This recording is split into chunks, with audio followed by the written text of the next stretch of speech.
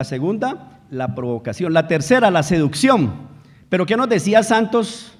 ¿Cierto? ¿Qué nos decía Santos? ¿Y qué nos dijo el premio Alfred Nobel después de que dijimos no? Le dieron el premio Nobel a Santos, Nobel, ¿no? Porque no es Nobel, sino Nobel a Santos, como una forma de seducir al pueblo colombiano para efectos de que finalmente dijéramos sí. Y lo dijo así expresamente, los directivos del premio Nobel, que esto era un reconocimiento para impulsar el logro del proceso de paz.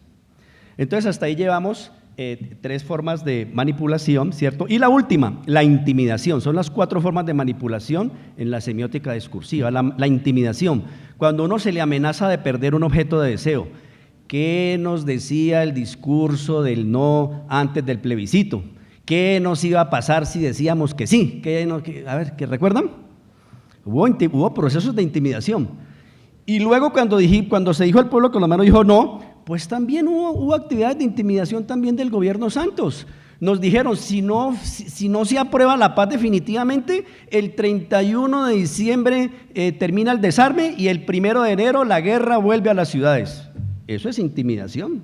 Eso en semiótica discursiva es una forma de manipulación. Y estamos padeciendo en esta campaña electoral esas mismas 4 formas de manipulación, de las cuales les recomiendo un artículo de Chomsky, sobre las cuales efectivamente pues las padecemos, y especialmente esa manipulación mediante la intimidación sobre el miedo, que esto va a terminar convertido en Venezuela, ¿no? Ese es el gran, es que me dio, hasta me puse tembloroso. Bueno, entonces llegó dijimos no. Terrible, mal ejemplo ante el mundo, dijimos no. Le decía yo esta mañana al doctor, ¿cierto?, Araujo, que tenemos una constitución tan liberal, nuestra corte, todo lo que se ha construido, pero tenemos un espíritu tan conservador los colombianos, decir no a eso. Entonces dijimos no, y vino el proceso de que se lograra finalmente que el acuerdo de paz se aprobara, y se hizo, pero ¿quién lo aprobó? No el pueblo, lo aprobó el Congreso, ustedes lo saben. Eso genera naturalmente que un aspecto de fractura desde el punto de vista de ejercicio del poder constituyente, porque lo ideal hubiese sido que eso hubiese otra vez sido ratificado por el pueblo, y esa fractura la ha utilizado la oposición para proponer que efectivamente, como eso es un acuerdo de paz precario, entonces Asamblea Nacional Constituyente. Pero esa propuesta de Asamblea Nacional Constituyente viene tanto de sectores del no, pero también viene de los sectores del sí. Abrir esa caja de Pandora, qué miedo. Entonces viene una gran pregunta, la pregunta sobre si es posible someter a la Corte Interamericana al acuerdo de paz para establecer su incompatibilidad con la Convención. ¿Cuál creen ustedes que sea la respuesta? Que sí. ¿Quiénes están dispuestos a eso? Pues naturalmente, ¿no? Llegó el acuerdo, quedó terminado, quedó firmado, se está aplicando, y uno diría, no, pero si el acuerdo tiene precariedades, hablábamos de algunas precariedades del acuerdo de paz, frente a la norma convencional. ¿Quién le pone el cascabel a ese gato de llevar eso allá ante la Corte Interamericana para que de pronto altere ese acuerdo de paz?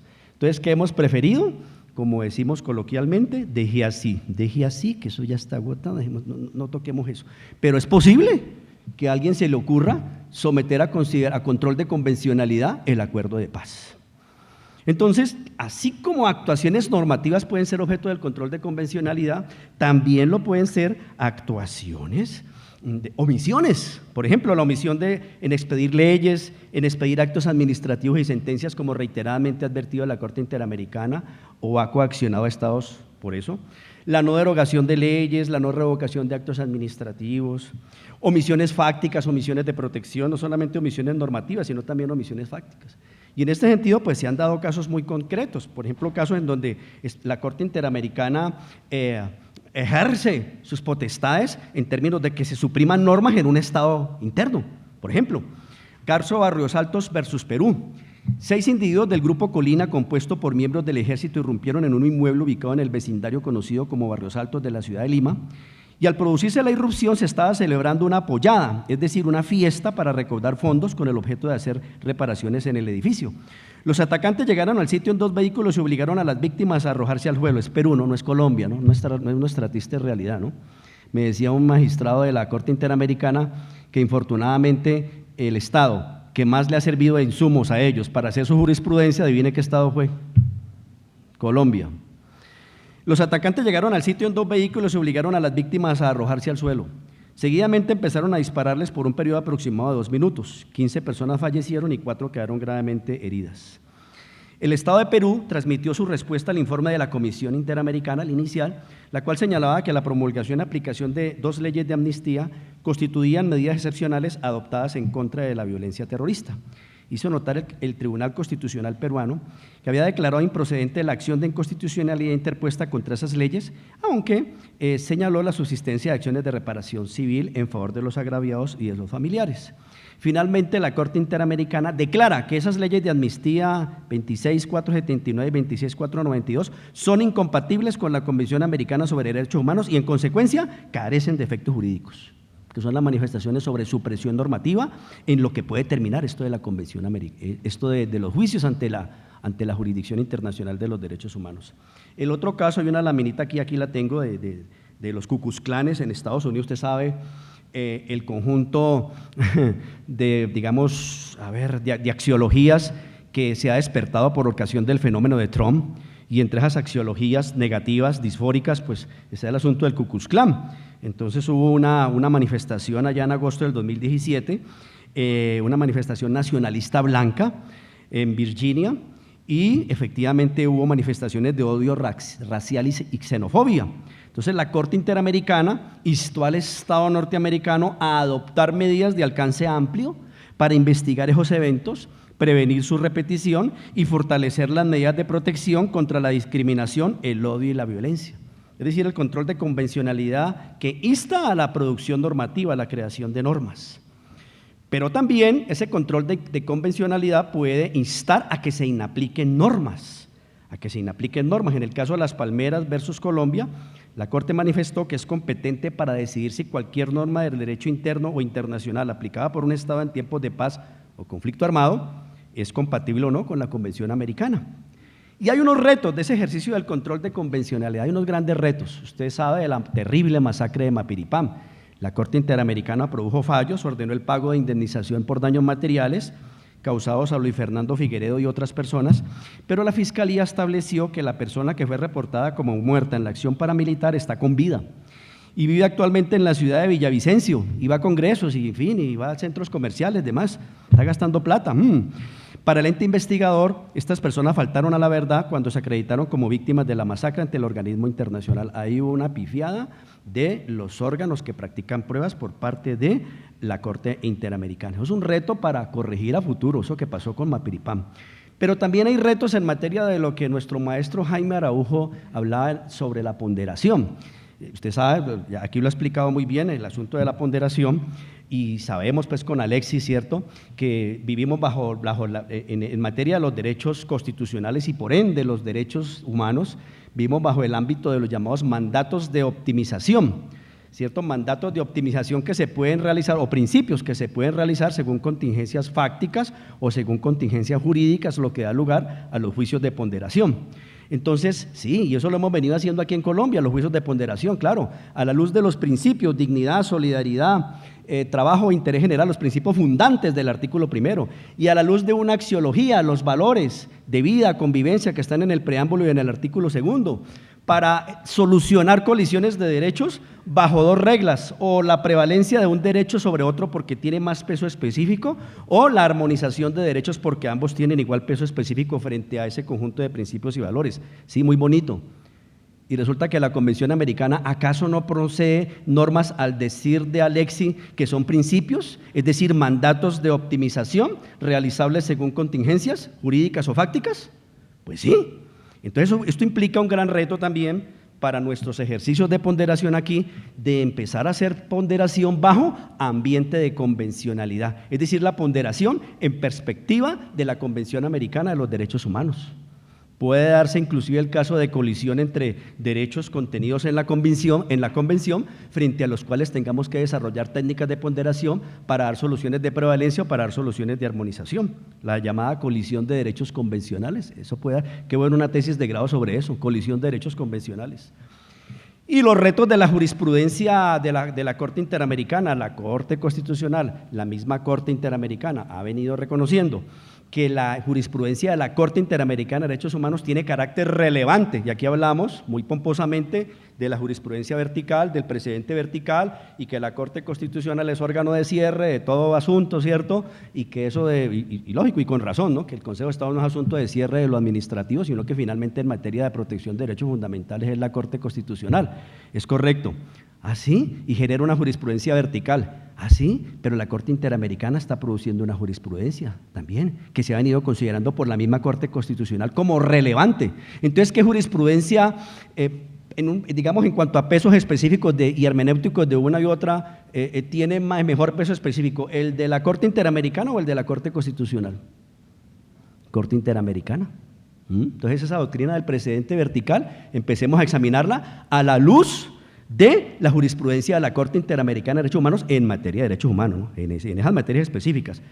Y empecemos a examinar una doctrina, la del precedente convencional, la construcción de líneas jurisprudenciales en materia de jurisprudencia de la Corte Interamericana. ¿Cuántas tesis de grado se van a hacer así? Teniendo en perspectiva esa jurisprudencia de la Corte Interamericana.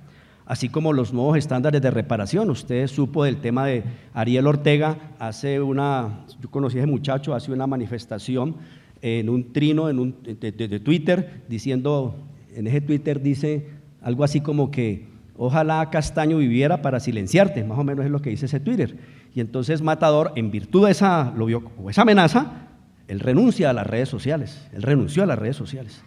Y realmente, pues, yo pienso que realmente es hasta bueno, unos ratos como desconectarse de eso, porque es que las redes sociales atizan un mundo virtual, ¿cierto?, de disforia y de euforia que termina a la gente haciendo cometer errores. ¿Cuántas veces no se ha equivocado usted en un Twitter, señorita? ¿Cuántas veces? Entonces, mandando sobre al que no es. Entonces, ¿cierto? Mi yugun, lo que le quiera decir a él, no sé. Y resulta que se lo dijo al que no era. Entonces, yo digo, bueno, y si esto llegara a una instancia de la Corte Interamericana, Matador llevara eso hasta allá, si no siente que aquí va a haber justicia de fondo, y tal vez no la va a haber porque la tipicidad de esos Twitter parece que sí, o parece no, eso está todavía en construcción, un buen tema para los penalistas. El tipo penal en materia de los delitos digitales, un buen tema para una tesis de grado. Bueno, y ante la Corte Interamericana, ¿eso acaso no va a producir unos nuevos estándares de reparación? Como ha venido ella haciendo, inclusive obligando al gobierno colombiano a que los incorpore. Y viene la gran pregunta por la que yo fui invitado: ¿puede aplicarse el control de convencionalidad a las actuaciones de la Jurisdicción Especial de Paz? Pues el inciso primero del artículo 93 está diciendo claramente, interpretación literal: los tratados y convenios internacionales ratificados por el Congreso que reconocen los derechos humanos y que prohíben su limitación en los estados de excepción prevalecen en el orden interno. A mí me encanta la palabra prevalecen en el orden interno. Y no me gusta la palabra bloque, porque ya usted sabe, sí, el bloque de constitucionalidad, pues no, me saca el bloque cuando escucho eso. Me gusta más la palabra prevalece. Entonces, la Convención de Viena de 1969, en su artículo 31.1 dice que un tratado deberá interpretarse de buena fe, conforme al sentido corriente que haya de atribuirse a los términos del tratado, en el contexto de estos y teniendo en cuenta su objeto y fin. Eso dice. Y me encanta esa expresión, en el contexto de estos. Yo soy de Cali, y allá en Cali cuando pido huevos, pido perico. Pero cuando voy a Bogotá y pido perico, ¿qué me dan? Café en leche, ¿cierto? Uno sí, me da un café en leche. Y si voy a Medellín y pido perico, bueno, no digo. Entonces yo esta mañana en el hotel, en ese lujoso hotel en que nos han hospedado, yo no sabía qué decir, si perico, es de gallina, así con tomate, pericos, bueno, aquí se dice pericos, yo no conocía Pasto, qué ciudad tan bella, estoy enamorado de esta ciudad, estoy enamorado. Entonces, en el contexto, tengo entendido que nosotros, ustedes y nosotros compartimos, bayunos y pastosos compartimos el término chuspa, pero ese chuspa entiendo que por allá en Boyacá eso no se utiliza. ¿Cierto? Eso no. Y la Convención Americana en su artículo 27 dice claramente que una parte no puede invocar disposiciones de su derecho interno como justificación del incumplimiento de un tratado. Entonces no podemos invocar el acuerdo de paz, que porque fue ratificado en un plebiscito, o sea, un acuerdo que tiene esa fractura que yo advierto. Fractura que muy posiblemente, aquí hago una profecía, yo me llamo James Fernández, entonces Nostrajame le pronostica esto: que ante la inmensidad del proceso de paz, ante la inmensidad de los cambios jurídicos, Y la incapacidad del poder constituido, legislador, gobierno, nadie, es problema para aplicar eso. Entonces, posiblemente esto va a terminar en una Asamblea Nacional Constituyente. Es una tesis que acabo de exponer allá en Valencia, examinada desde la semiótica discursiva, que esto va a terminar en una Asamblea Nacional Constituyente. ¿Y quién lo pronostica? Nostradamus. Perdóname, ¿no? Pues pero, qué desprecio tenemos por el inciso segundo del artículo 93. Ay, Dios mío. Y tal vez es más importante que el primero. Mire, el inciso segundo del 93, por favor, si lo tiene a la mano, subráyelo. Dice, los derechos y deberes consagrados en esta carta, en la Constitución, se interpretarán de conformidad con los tratados internacionales sobre derechos humanos ratificados por Colombia. Se interpretarán, esto tiene unas consecuencias hermenéuticas. Pues en primer lugar, nosotros sabemos de la interpretación conforme a la Constitución, sí, muy lindo, conforme niña, conforme, sí, pero la interpretación conforme a la Convención, esto llamaría interpretación conforme a la Convención Americana. Ya no es conforme a la Constitución, es otra regla de interpretación para incorporar en sus tesis de grado. La interpretación auténtica de la Convención, ¿quién la tiene? ¿La Corte Constitucional, algún juez colombiano, o la tiene la Corte Interamericana, la interpretación auténtica? La Corte Interamericana. Entonces mire el mandato que nos pone el inciso segundo del 93, que si todo lo que tenga que ver con Constitución se tiene que interpretar con los tratados internacionales, pues la interpretación auténtica de los tratados internacionales la tiene la Corte Interamericana. O sea que, como quien dice usted, de aquí salir a una librería a comprarse esa convención. La Jurisdicción Especial de Paz, ¿cierto? Sí, muy bien, sí, bueno, sí. ¿Está blindada frente al control de convencionalidad? Pregunto yo, ¿estará blindado? ¿Los acuerdos? Ese capítulo de Jurisdicción Especial de Paz, del Acuerdo de Paz. Pues naturalmente que no. Tiene unos objetivos, ¿no?, que expuso aquí el doctor Jaime Araujo, de satisfacer el derecho de las víctimas, de ofrecer verdad, reparación, etcétera. Pero las decisiones, o sea, puede ser objeto de control, pero también las decisiones de los órganos judiciales autorizados por el Acuerdo de Paz también pueden ser objeto de control de convencionalidad. Una reparación no integral, y ahí el estatuto dice que constituyen cosa juzgada, para efectos de uno de los principios es la seguridad jurídica, y constituye cosa juzgada absoluta. ¿Absoluta? Unas medidas precarias de no repetición, que resulten así precarias, un precario establecimiento de la verdad, una precaria realización de acciones de búsqueda de personas desaparecidas, ¿no serían objeto del control de convencionalidad? ¿Sí o no? ¿Qué creen ustedes? Pues que sí. Y eso ya se ha venido reconociendo, caso de las Palmeiras contra Colombia. Cuando un Estado hace parte de la Convención Americana y ha aceptado la competencia de la Corte en materia contenciosa, se da la posibilidad de que ésta analice la conducta del Estado, independientemente del que sea, así sea magistrado del Tribunal de Paz, para determinar si la misma se ha ajustado o no a las disposiciones de la Convención, aun cuando la cuestión haya sido definitivamente resuelta en el ordenamiento jurídico interno. O sea, el problema de la llamada cosa juzgada absoluta. Y aspectos que pueden ocurrir en el marco de un proceso ante la jurisdicción de paz, una omisión en proteger a una persona amenazada, una negativa a juzgar, lo que posiblemente en este momento está ocurriendo con el señor Santrich, una negativa a castigar, una omisión que facilite evasión de culpables, un otorgamiento de amnistías o gracias a quienes cometieron hechos contenidos en la Convención. Y aquí entra una teoría en cuanto a las actuaciones judiciales de la Jurisdicción Especial de Paz, pues son actuaciones como las de cualquier juez. En mis estudios de semiótica discursiva encontré cómo la teoría de los defectos por los cuales puede presentarse una tutela contra una sentencia judicial, pues es una teoría que coincide con un modelo teórico de un señor que se llama Stephen Toulmin, un filósofo británico, y esto tiene que ver con lo argumentativo, a los que les gusta lo argumentativo. Toulmin hace el esquema argumentativo que aplica para discurso literario, religioso, uribista, bueno, en fin, lo que sea. Y ese esquema argumentativo lo plantea así Toulmin: ante estos datos, o sea, los hechos, y teniendo en cuenta hechos semejantes anteriores, o sea, respaldos, en derecho serían los precedentes, y las reglas que rigen este asunto, warrants, en derecho sería el derecho sustantivo, se puede inferir mediante modalizadores, modal qualification, o sea, los procesos de motivación de un fallo, que la conclusión es la siguiente, la parte resolutiva, la decisión. Entonces, esos son los 5 elementos de Toulmin. En mis escritos he adicionado 2 elementos. Entonces, tenemos datos equivalentes a hechos probados, hechos semejantes a anteriores equivalentes a precedentes, reglas o garantías del derecho sustantivo, modalizadores, la motivación de un fallo y la decisión, que es la conclusión. Y de allí la Corte Constitucional ha venido construyendo la doctrina de las causales, como dijo un señor Cepeda de la Corte, las causales genéricas de procedibilidad de acción de tutela contra actuaciones judiciales, un nombre todo pomposo, todo largo, que a mí nunca me ha gustado. tutela contra una sentencia de un juez.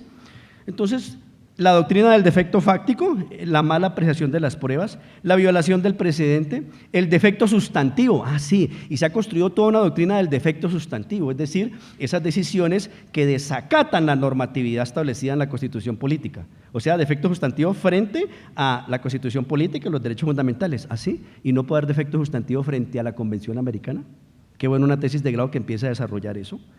La motivación del fallo, la decisión sin motivación, el error inducido, ¿cierto? Finalmente, el defecto orgánico en materia de competencia y el defecto procedimental por violaciones al debido proceso. De tal forma en que la anotación que hacía el doctor Jaime, lo hemos venido hablando desde ayer, ¿no? El asunto Santrich, ¿cierto? Efectivamente, pues es un asunto que va a ser de tremendo debate, y entonces anoche me quedé pensando y me puse a investigar, pues sobre si hasta qué punto eso puede constituir un defecto para todo lo que está pasando con él.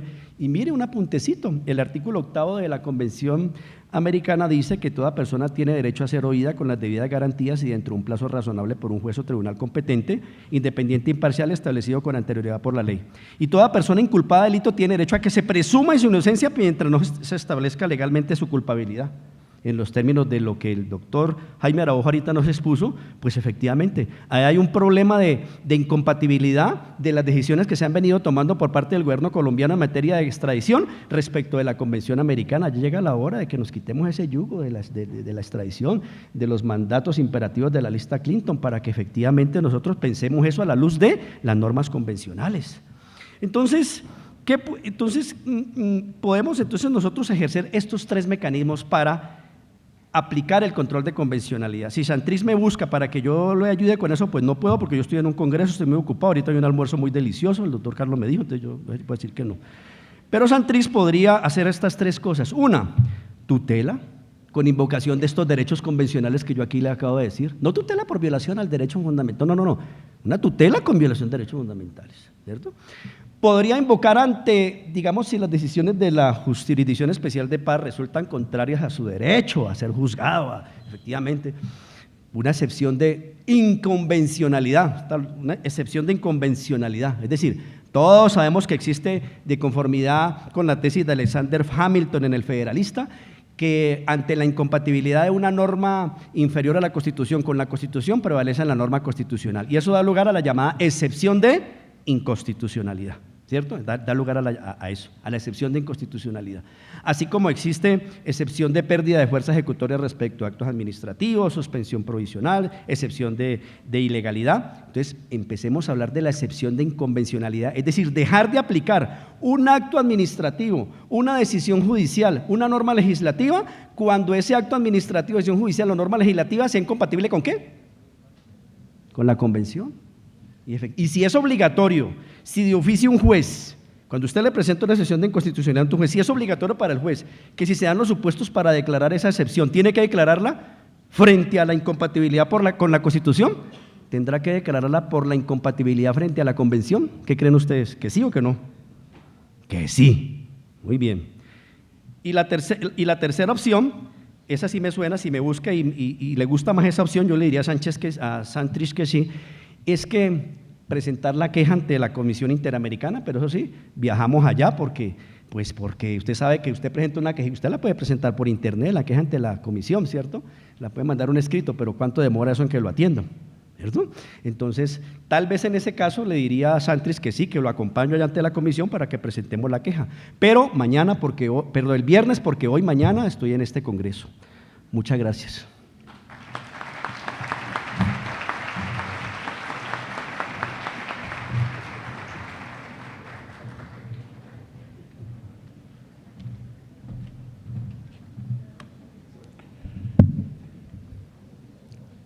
Agradecemos la brillante intervención del doctor James Fernández Cardoso. Es el momento de tomar un receso hasta las 10:50 de la mañana y retornaremos con el doctor Carlos Medina Gallego y el doctor Roberto Viciano Pastor.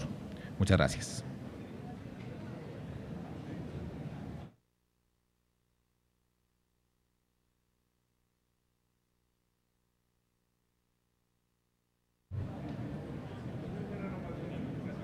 Hola. Me piden que informe a su mano derecha o a mi mano izquierda, el club ofrece unos refrigerios que pueden degustar.